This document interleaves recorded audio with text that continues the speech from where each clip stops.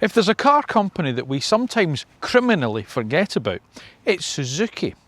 And that's a real shame, and it's a bit strange that we do forget about them because actually they've got some really good cars. You talk to any Suzuki Swift owner or anyone who's driven one and nobody has a bad word to say about it. And we all love a Jimny, let's be honest. And then there's the Vitara, a nameplate that's been going for 37 years and was one of the very, very first cars that really set the SUV into its more, dare I suggest, lifestyle orientated ownership that we take for granted these days. I mean, everybody had them, from haberdasheries to hairdressers, from surfers to nursery school teachers. Everyone loved the Vitara. And as a company, believe it or not, they're the 10th biggest globally, but more importantly, the 3rd biggest when it comes to profitability. And it's with this new Vitara that it hopes to build on that. Except this is a slightly different Vitara that we've been used to, because this Vitara doesn't really share anything with its namesake that has a combustion engine, but shares more with the Toyota.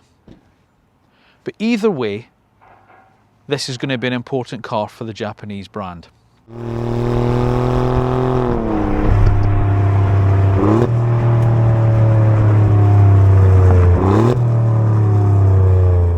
Now here in the UK, Suzuki faced a little bit of a problem.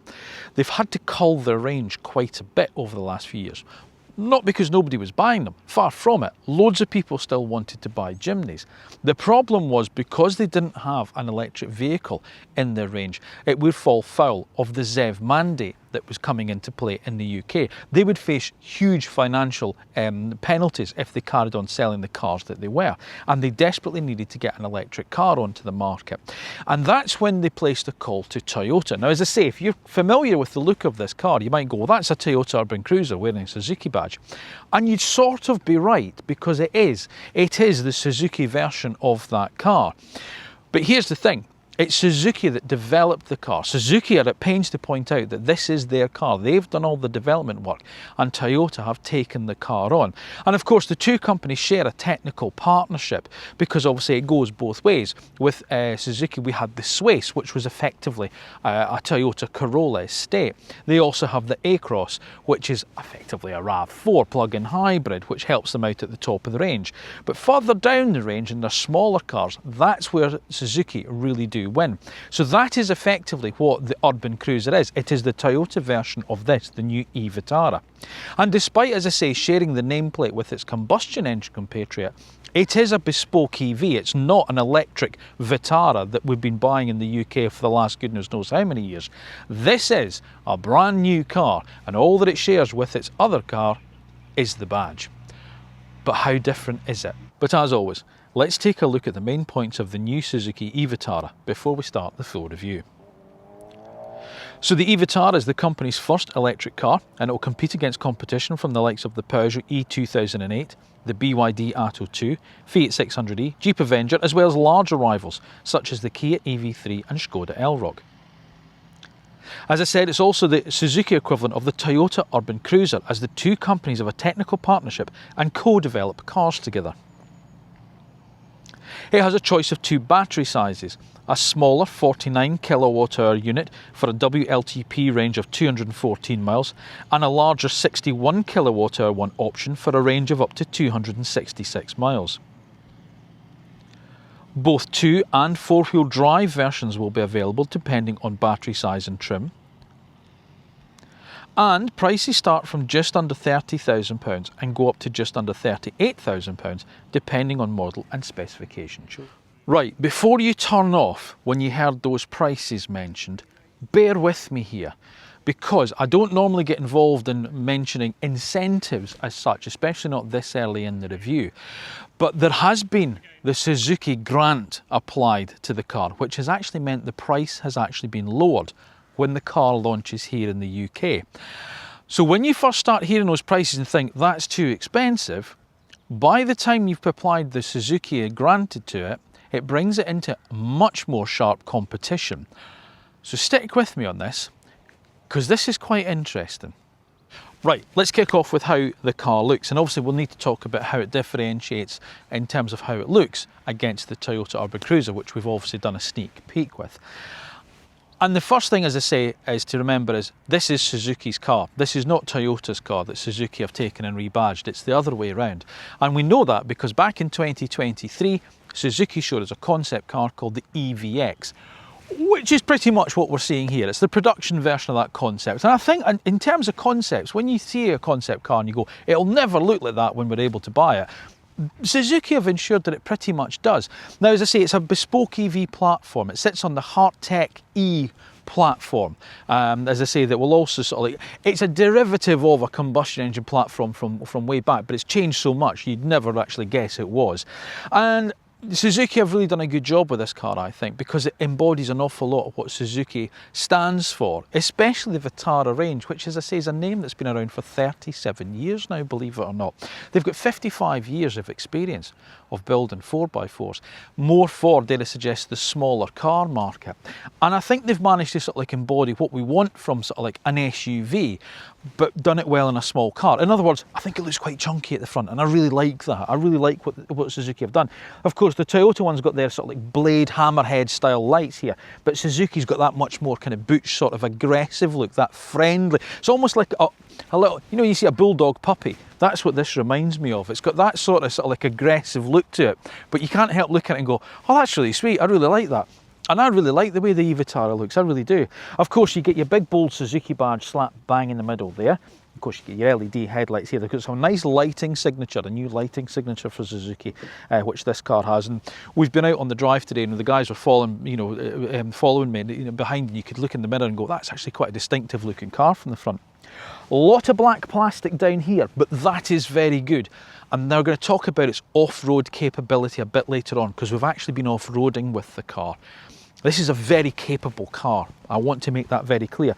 So having all this sort of like black plastic at the front is a good thing, especially, you know, sort of like going through past hedgerows and stuff like that. It stops the paintwork getting scratched and stuff. You get the usual cooling, obviously, that's down at the front there. Depending on trim level, there's two of which you will depend whether you get the forward-facing camera. This lead-in model, the Motion, doesn't get it. You have to move up to the Ultra to get that, so that's why there's a little blanking plate there. But I like it. I really like it, especially in this dark metallic green. I think it looks, I mean, we've got all the colours here, the blues, the reds, the silvers, the blacks and all this bit. But I wanted the green one because I think this looks amazing. Maybe not so good with filming in front of, on top of grass, but I think this is a good looking little car, I really do. Right, it's 4.7 metres long. So let's put that into context with some of those cars that I mentioned right at the start, okay? It's longer than the Fiat 600e and the Jeep Avenger, not quite as big as a Kia EV3 or a Skoda Elroq, okay? It's 100mm longer than the standard combustion engine Vitara as well. So it's not just a converted combustion engine Vitara, okay? They share the name, the Vitara name, but they don't really share anything else. That's it, okay? Two trim levels. You either have the Motion or the Ultra, and as I say, there's single motor and dual motor cars available, depending obviously on battery. And there's two battery sizes as well, but you only get the all grip E 4-wheel drive system on the bigger battery car. The Motion 2-wheel drive that I've got here, so the lead-in car, which they think is going to be the better with 2-wheel drive but bigger battery, they think is going to be the bigger seller. That kicks the range off with 18-inch alloy wheels. If you move into the bigger battery or the all-wheel drive, the Ultra or the all-wheel drive car, you get 19-inch alloy wheels on that car. Right, see what I'm talking about, that black plastic cladding? There's loads of it, you know, all down the side there. And the first thing that really amazed me today was when I saw the car and I looked at it and thought, that's not got an awful lot of ground clearance. This is going to be very predominantly an on-road car. And then they took us off through the fields and in through these forests and stuff like that, and we did an up and over and all sorts of things. And I tell you what, the approach angle, its breakover angle and departure angle is really impressive, considering how low you think the car actually sits. So in terms of what most people will need from an all-wheel drive car, whilst I'm not going to sit here and tell you it's a Land Rover Defender or an Ineos Grenadier, I'll tell you what, it's quite a capable little car, this. And also as well, quite interestingly, if you think about this market sector, this sort of B segment market where these SUV crossovers go, it's only Volvo that offer a dual motor car in the all-electric sector. Suzuki is only the other one that offers you the choice of dual motors, and its capability is very much geared towards off-road. But we'll talk about that a bit later on. Right, styling. Yeah, like the Wheel arches, I like the kind of chunky wheel arches. It's a chunky little car, I really like it. Your nice wheel arch bay at the back. Of course, it's got the hidden handle in the sort of like the top of the back of the rear door there, a rear spoiler there. But it's, you know, look at the way the wheels are pushed right out to the extremities to help with that off-road ability. Massive big door mirrors on the car as well, so it helps with manoeuvrability as well. But as I say, I like it. I think it's a good looking little car. It's probably around the rear of the car, dare I suggest, that's least distinctive from its Toyota cousin, because the two cars are pretty much the same round the back in some respects. If it didn't have the Suzuki badge, you generally wouldn't know it wasn't the Toyota Urban Cruiser you were looking at. The sort of like lights that go across and then droop down remind me a little bit of the Alfa Romeo Junior. Don't know if that's the same for you guys. Obligatory roof spoiler with integrated high-level brake light, rear wash wipe, yay. Big plastic rear end to the car, which I do love, because obviously I say it helps it when you're out here in the countryside, but it will help within the urban environment as well against parking dings and in the supermarket when trolleys bash against your car. You do get a reverse camera on the motion as well as parking sensors, so that's obviously going to help as well. But yeah, as I say, the rear end is probably the least distinctive look about the car. That's my thoughts, but they're not really important. Your thoughts are, however, because you might be in the marketplace for one of these type of cars. Would this tempt you to go in and have a look at a Suzuki for the first time? Or are you a Vitara owner currently and are tempted to go electric and you think, actually, that would suit my needs? That's the thing with Suzuki. They don't really have sort of like a styling sort of like theme that they always try and make every car sort of like look towards. So they do design, I think, you know, good looking cars, and they can pretty much have a bit of a free rein. And I think they've done well with this. But as I say, would it tempt you to have your combustion engine Vitara? Would you choose this over a Jeep Avenger or a Fiat 600e or a Kia EV3? Whatever it is, let me know your thoughts in the comment section down below. It's good looking, but I wouldn't say it's the most practical of cars, okay? So there's a manual tailgate release, which is fair enough, I'm not bothered about that. The problem is the boot size, okay? The issue is that is 244 litres, which is quite small. Okay, but the reason for that, Suzuki says, because it has a sliding rear seat, and of course not a lot of cars in this class offer that.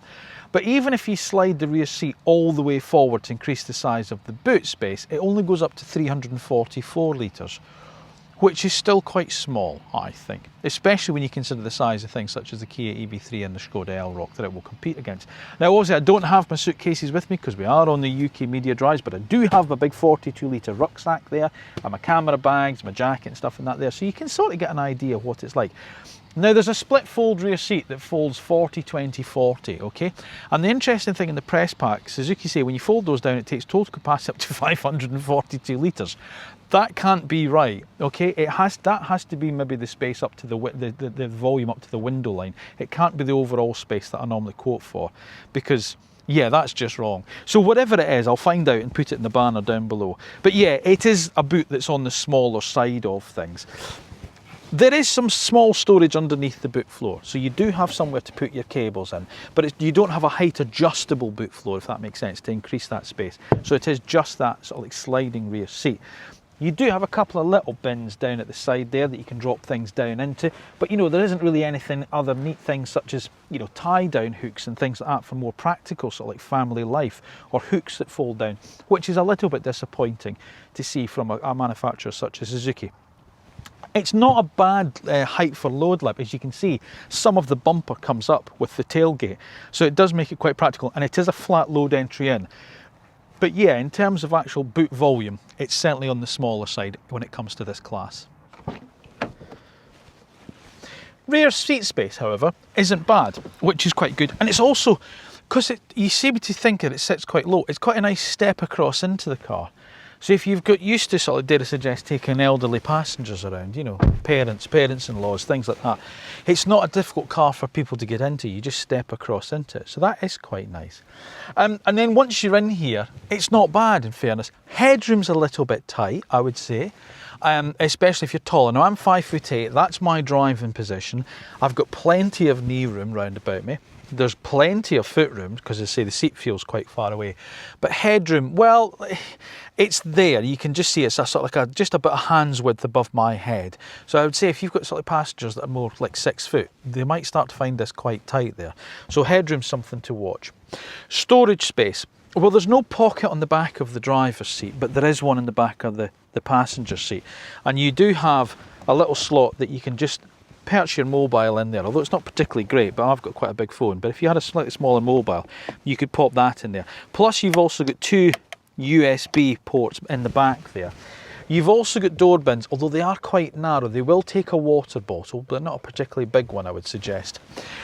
Now, the centre storage, there is an armrest of sorts, but it is effectively that 20% of the seat back, so you can now see into the boot.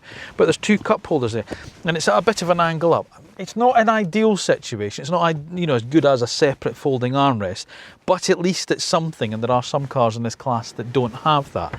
Now, obviously, there's 3 seat belts across the back. Would you get a third person in there? Yeah, certainly a smaller person. There's a flat floor across, because remember, as I say, it's a bespoke EV, so there is that. You do have the little slots in there, which are quite nice and easy. They're just open slots for the ISOFIX points, so they're quite nice and easy to get stuff into.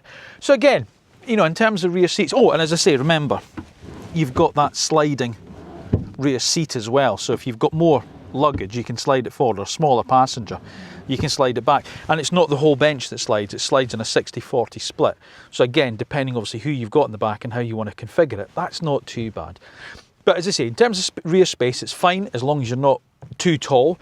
Storage is okay, could be a little bit better, but I'd say in terms of overall use, it's no worse or no better than anything else in the mid-ranking of this class. Right. The interior. Right, let me get this out of the way first, okay? I'll get my OCD stuff out of the way first. And it was Nicola Hume. I don't know if you know Nicola, she presents for electrifying.com. She's a dear friend of mine, and she pointed something out to me, and I thought, when I saw it, I can't not see it now. This isn't central to this. And it really bugs me, that. It really bothers me, the fact that that's slightly not central. Yeah, that's really, really odd. And also the 2 displays, they're not at the same height. The driver's display is mounted, you think it's all one display, it's not, it's 2 separate screens, and this one's mounted lower than that one. And it's really, really weird. But anyway, that's my OCD. That's not really the car's fault in some respects. Do you know what I mean? It's me that has a problem with that. But once you see it, you can't not see it, I think. The bigger problem that I have with it, there's 2, I think, main issues that I've got with the interior of this car. First of all is the sort of slight mismatch in materials. On the whole, the materials are very good and they're very well built, but there's just an awful lot going on, all different textures of plastic and styles of plastic, and it just, I don't know, it kind of bothers me a little bit. Again, maybe it's my OCD, but there's a lot. It's quite busy looking, I think. So you've got this heavily textured, but it's all well built, as I say, this heavily textured normal black plastic at the top here, okay? Then you move down to this bit, which is really nice. It's almost like a little bit of rubberized sort of bounce back. That's really nice. I like that. It feels like nice to the touch and soft, and as I say, you press it and it bounces back. That's cool. And then as you move down back into this black plastic that's on the top, but then you move to the doors, and it's got this sort of grey plastic round the face vents, this metallic grey finish here. Then it's got another finish on the centre of the door panels, which is like a corrugated sort of plastic. Then it's got a different texture on the door bins and lower doors.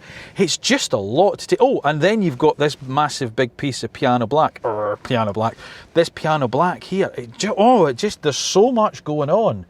Now, the Motion, which this car has these quite nice, actually, cloth seats. If you go for the Ultra, it's got sort of like a half cloth, half synthetic leather.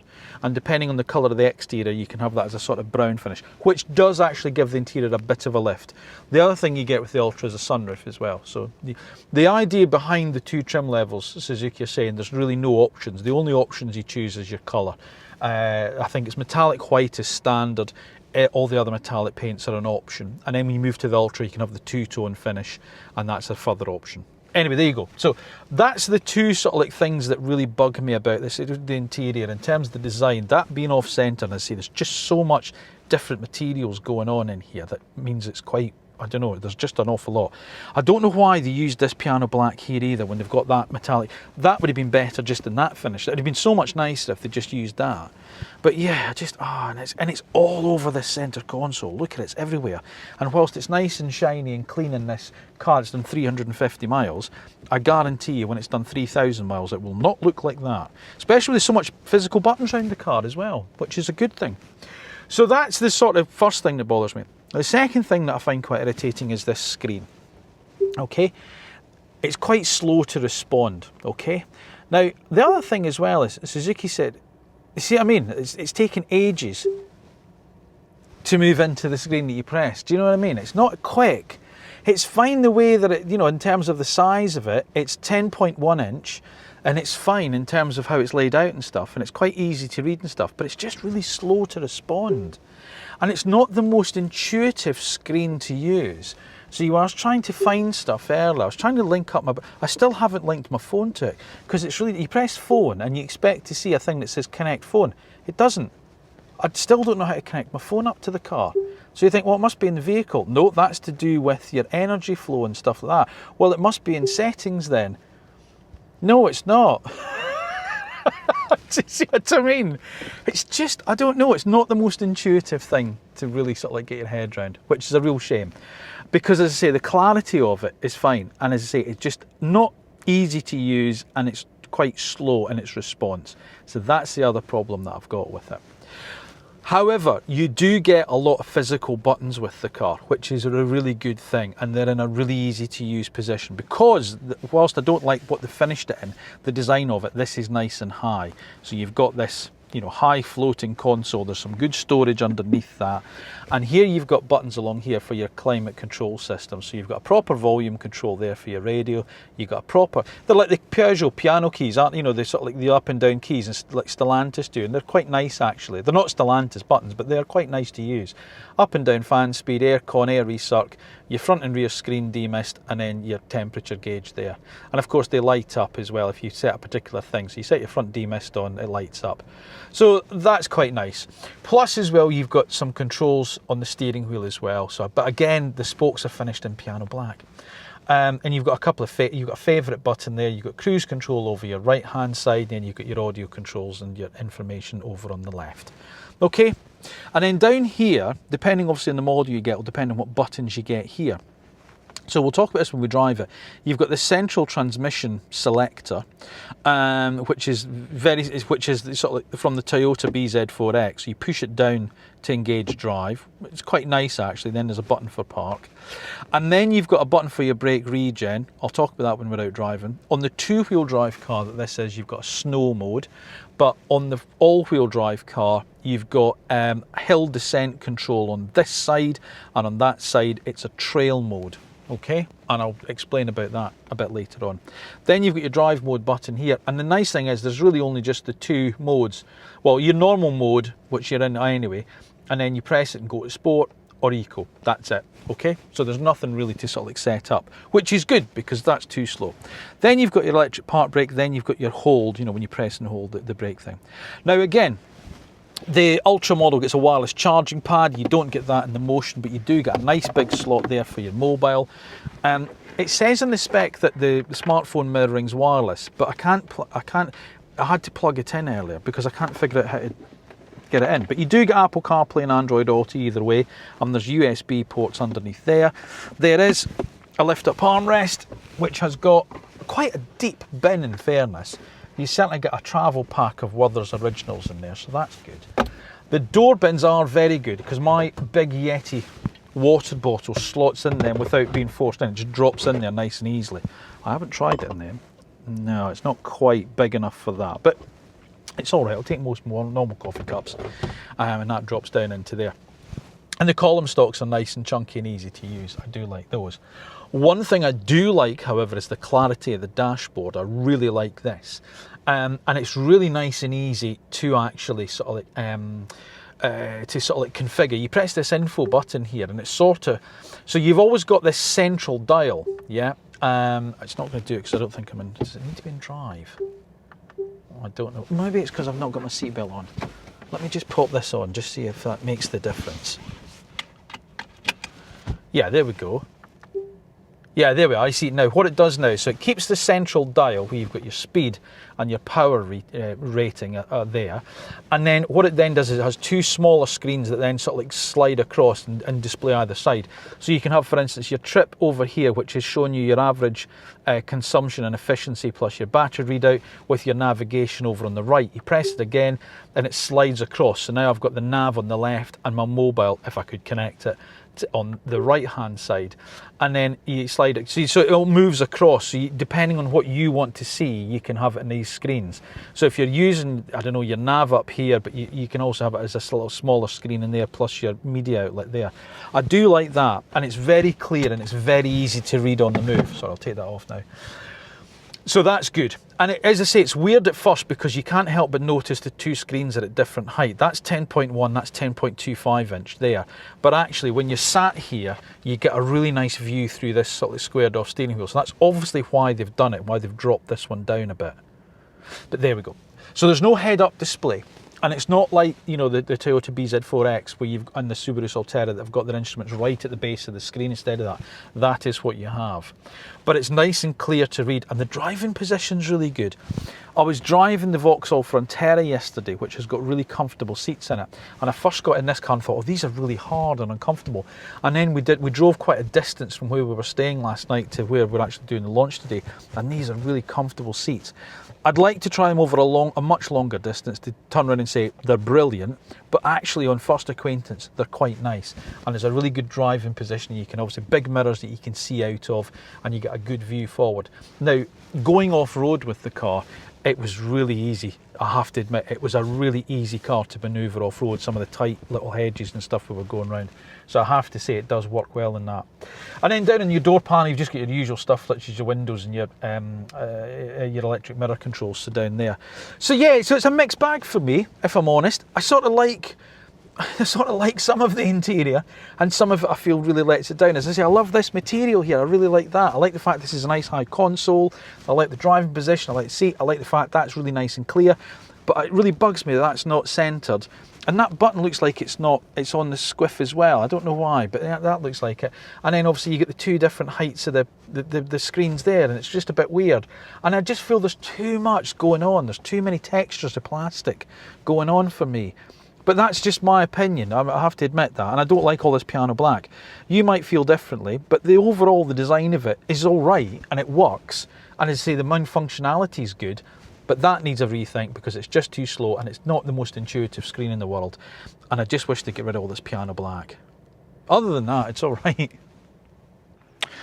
Right, now we get to an area that's maybe not so good in some respects. Charging. Now you get a choice of two batteries with the e-Vitara, okay? A 49 kilowatt hour one that Suzuki will say will give up to 213 miles according to WLTP tests, okay? So more urban running around, that's all you need, job done. And that only comes in the two-wheel drive car, okay? So you can't get that with the all grip. But you move up to the 61 kilowatt hour battery, and that extends up to 264 miles of range on the WLTP cycle for the single motor car, or like this one, or 245 for the dual motor all grip. So you're not making a massive sacrifice if you need the all-wheel drive ability. And it is very good all-wheel drive ability, I have to say. The problem is the charging speed, okay? Suzuki don't actually quote a charging speed with the car, but they do quote a charging time. 10 to 80% in 45 minutes, which is frankly terrible, okay? That's way too long. Way too long. Anything over half an hour annoys me. 45 minutes is a lifetime as far as I'm concerned, to go from 10 to 80%. That suggests to me that its charging speed is well below 100 kilowatts and not market competitive. There we go, just my thoughts on that. It does come, however, with an onboard 11 kilowatt charger. So if you've got access to that faster three-phase electricity, then good on you. But if you're charging up from your normal 7 kilowatt wall box like I've got, on that bigger battery, a full charge should take 9.5 hours to go from flat to full. Right, what's it like on the road? Well, let me tell you. It's quite nice actually, it's all right. You get a choice of different power ratings depending on the e-Vitara that you go for. So if you go for the Motion two-wheel drive small battery car, it's 141 horsepower, That'll do 0 to 60 in about 9 point something seconds. Or you go for the bigger battery car, the 61 kilowatt hour one with a single motor like I've got here, and that moves up to 171 horsepower. Or if you go for the all-wheel drive car, it ups the power to 181 horsepower. So it's not massively different by adding that extra rear motor in terms of power. So 0 to 60 of these faster cars, I think they're just below 8 seconds if you go for the more powerful cars.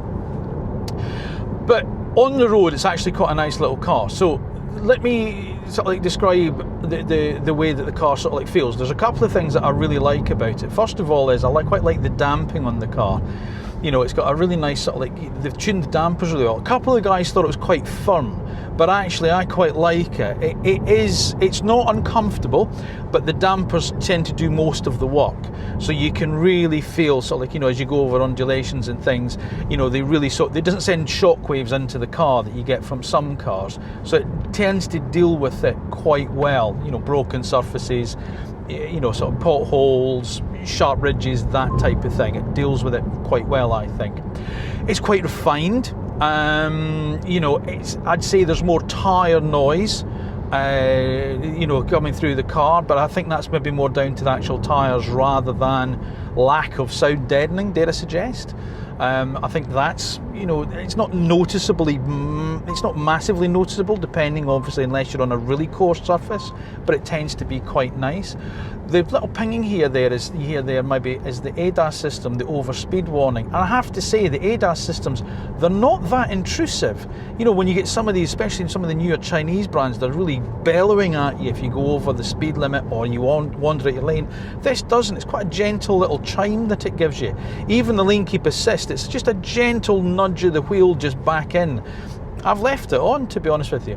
That might be to do with the fact that it's so difficult to go into that screen and try and find where it is to turn it off, however. The performance, as I say, is good. So you put your foot down and the car accelerates quite nicely. There is a sport mode, but genuinely don't bother with it, because whilst it does sharpen it up a little bit, I can't see ever really finding fault with how the car, certainly the more powerful cars, how they actually accelerate. So from that point of view, the sport mode and the eco mode, which is down here, I'd leave well alone personally. I say the car tends to deal with its performance quite well in that sense. My main issues with the steering. I think the steering's quite heavy. Now that might be to do with the fact the way they've set it up for more off-road stuff. I don't know. But what I was finding on my on-road driving today is, as you go into a bend, there's a slight elasticity just either side of the dead ahead that you've got to push the wheel through, and it just needs a bit more of an effort, but it doesn't lighten up at speed. It still feels quite weighty. And then when you're at low speed, when you're manoeuvring, say around, I don't know, Sainsbury's car park or a multi-storey or, you know, whatever, it is quite a heavy sort of like steering. You do tend to find you need a lot more lock input than you would in some other cars in this class. So that's one downside, I'd certainly say, with it. It's something that really did stand out to me from that point of view. The brakes are quite nice though. I do quite like the brakes. They've got a nice pedal feel to them, but there's only one level of brake regen, so it's either on or it's off, and that's by the button that's down here. Now it's not quite one pedal driving, so when you activate it and take your foot off, it will slow the car down, but it won't pull it up to a halt and hold the car there. And there's no other sort of like form of adjustment in between all of that or past that. So that's what you're left with. It's either on or it's off. So if you're a fan of one pedal driving, look elsewhere. But it does slow the car down, but then you feel like you're sort of fighting against it as you then accelerate. I genuinely don't feel there's any need for it, because the pedal's got quite a nice feel to it anyway. So actually stopping the car with yourself is, you know, is good. There's no reason to think of any other way of doing it. So there's quite a nice pedal feel from it. I like the driving position. As I said earlier, I'd have to do a longer journey to see whether or not, I mean, I've done a couple of hours in the car today and the seats have been fine. You know, they're quite firm. That's the first thing that you notice, is how firm the seats actually are. But they do hold you well. They do support you quite well. So I haven't found them achy or any reason to sort of like start moving myself around. But they don't feel quite as cosseting as the Vauxhall Frontera seats that I was in yesterday. that to me just seemed like a slightly more comfortable car. But I like the driving position. You sit quite nice and high up. There is more of that sort of SUV-like driving position. I think if you're coming from a combustion engine Vitara into the electric Vitara, I think you'd actually get on quite well with this. There's a good familiarity around your surroundings in terms of the way you sit in the car. You get great visibility down it, you know, down these big mirrors down the side of the car. And when we were off-roading with it earlier, I found it really easy to place the car because you do sit quite nice and high into it. So again, you know, decent sort of like driving position for the car, and everything sort of like falls to hand quite well. So yeah, I have to say, it's quite a decent little car. As I say, just don't go looking for an awful lot of excitement, because you know, you don't really have that here. It's not the most exciting car in the world, but dare I suggest, that's not really what Suzuki has set out to build. You know, they've set out to build a car that is an electric Suzuki. And in some respects, that's exactly what you get with this car. And as long as you don't expect anything more than that, then you dare I suggest you're not going to be disappointed with it. There's no real standout feature to it, however. Do you know what I mean? That's the only thing with me.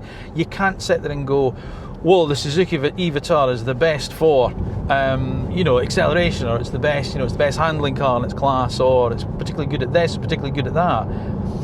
I don't want to say it's forgettable, but it is that kind of car. You just get in it and use it as a car, and it will do the job for you on road. However, when it comes to off-road, that is where the little Vitara really does shine, as you shall now see. So as well as being able to try the new e-Vitara on-road, we're also trying it off-road as well. So these are the four-wheel drive car. I've moved into a different car. So this is the off-road course that we're going down. And there'll be a walkie-talkie will come online, so apologies. Come down, just power out the other side. And so the guy can tell us what to do and where to go and stuff. But it's interesting to see what this little car is actually capable of, because there's not a lot of cars in this class have any real off-road capability. There's dual mode cars available, but not with the sort of capability of the Vitara. So, and that's something that Suzuki is renowned for. So it's quite interesting to take the car actually on, you know, what is still a probably decent amount of off-roading that probably 95% of people would never ever need an SUV to do. So it's interesting to see the capabilities of the car.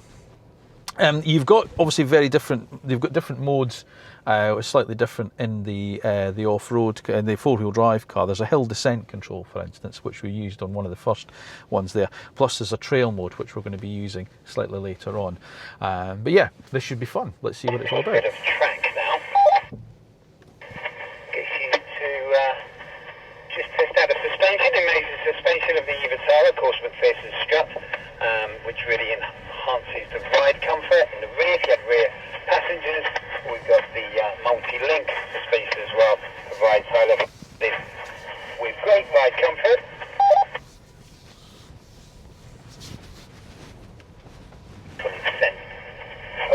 Increase in performance of that rear suspension compared to the standard Vitara.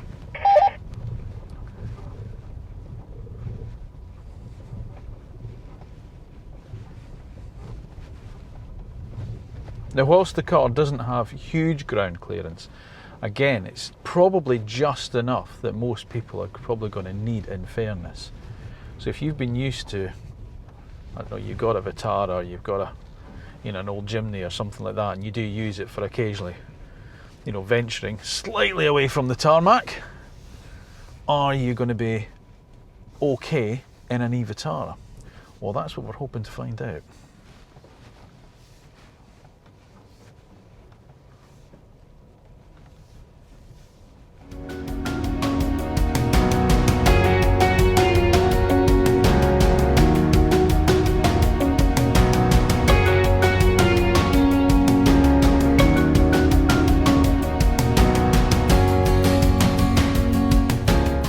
Right, pricing. Now, forgive the phone because it's quite confusing. And if you remembered when I started off the review, I said the pricing thing, you've got to bear with me on this. You had to wait till this section to find out a bit more about it. There's a reason for that, okay? The price of the e-Vitara has changed since Suzuki announced it in the UK, okay? So let me try and explain this the best way that I can. The car doesn't meet the criteria for the electric car grant that the UK government have come out with. Now, I don't normally quote sort of like incentives and stuff like that because I say it usually dates and ages of video, but it's important to mention it with this car because it really does make quite a difference, I think, okay? So as I say, that electric car grant that the UK government put in place, we don't normally get involved in it. However, as I say, it didn't apply to the Suzuki. So Suzuki have taken it upon themselves to realign the price, but they've done it by calling it Suzuki granted, okay? Which means when they actually launched the car, okay, the single motor Motion and with the smaller battery was 29,999 because they thought it had to start under the £30,000 bracket. Now, in fairness, that was too expensive in my book in some respects, okay? But of course, now they've got this Suzuki granted grant in place, if that makes sense. It's reduced the price quite drastically down to 26,249. That to me is the right price for this car, okay? So 26,249 is with a small battery, two-wheel drive obviously, Motion e-Vitara starts at, all right? Then you move up to a 61 kilowatt hour Motion, so the same trim level but with the bigger battery, okay? That means the list price, which was going to be 32,999, has been reduced to 29,249, okay? So again, it's brought that car just under the £30,000 bracket. Again, to me, that's the right price, okay? If you move up to the Ultra specification, okay, so the higher spec, and you were going to go for it comes with a bigger battery. That's the car that comes with a bigger battery as standard, but with two-wheel drive, it was 35,799, and it was just too expensive, in my opinion. But now this Suzuki grant drops that down to £32,049, which is much more palatable. Then there's two, the all-wheel drive cars only come with that bigger battery. So if you go for the Motion, which was 35 grand effectively, but with the Suzuki grant it's 31,249, and the Ultra, which was going to be £38,000, is now 34,049. Right. That's a lot of numbers to take in, and the thing to be aware of is Suzuki have told us today that's for retail orders bought between now at time of launch, and I'm filming this in October 2025, and cars registered by 31st of December 2025. They have said they probably see that continuing into 2026, but I would urge you to check with your local Suzuki dealership with regards to the pricing of it, okay? So that's what I mean. It sounded at first really expensive, then they talked to us about that grant, and then all of a sudden you've gone, actually that's right, but because it's that it could be this sort of, there is a time constraint attached to it. I don't want to hedge my bets and saying it's too expensive or it's at the right price. Does that make sense? What I will say in Suzuki's defence, however, is they offer a 10-year warranty with this car, okay? Now that's really important. So they give you a 3-year warranty, a 3-year mechanical warranty as standard, a bit like Toyota do. It's service activated. So every time you service the car at your local Suzuki dealership, they extend the warranty up to 10 years. But here's the interesting thing.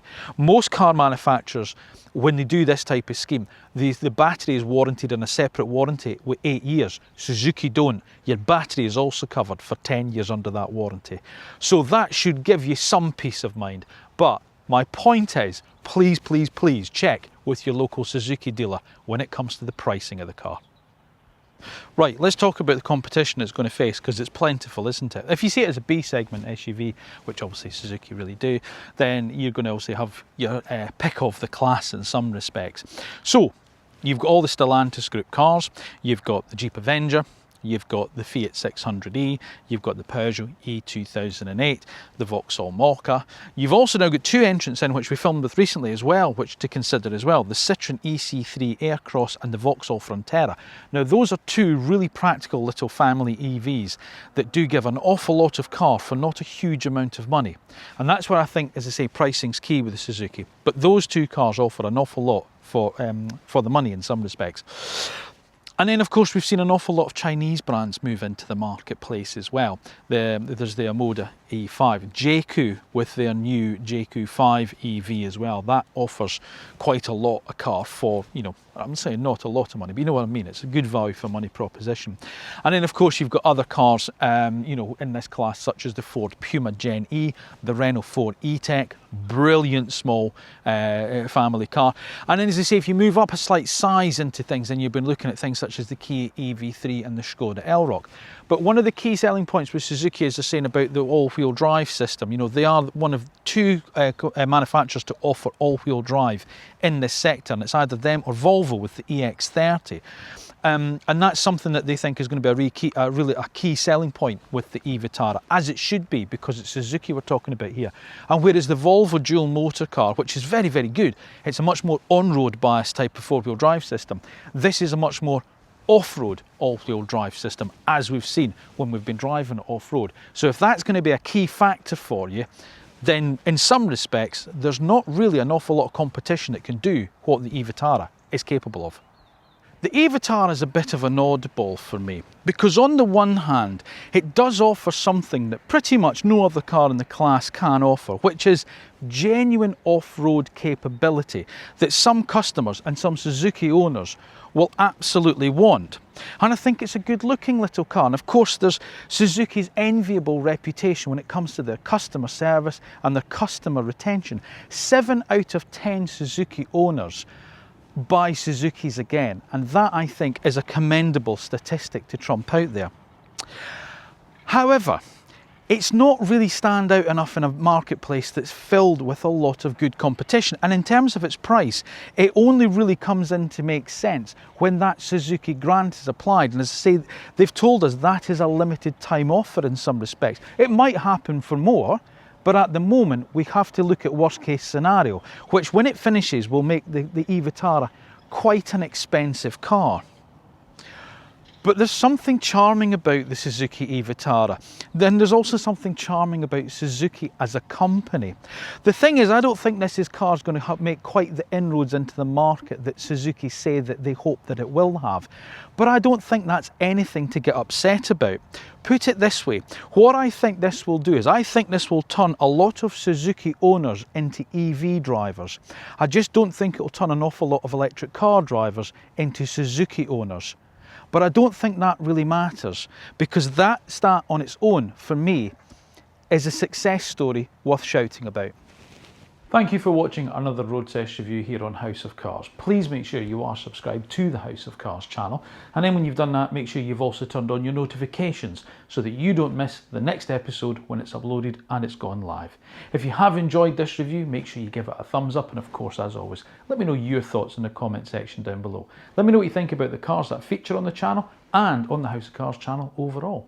Now, if you want to follow me over on social media, you can find me on Instagram at House of Cars 1973, so I'd certainly appreciate your support there as well. And remember, whether or not it is a new car or an old car, a small car or a large car, a slow car or a fast car, you'll find them all here in the House of Cars. Thank you again for watching. Thank you for your continued support. I'll see you again soon.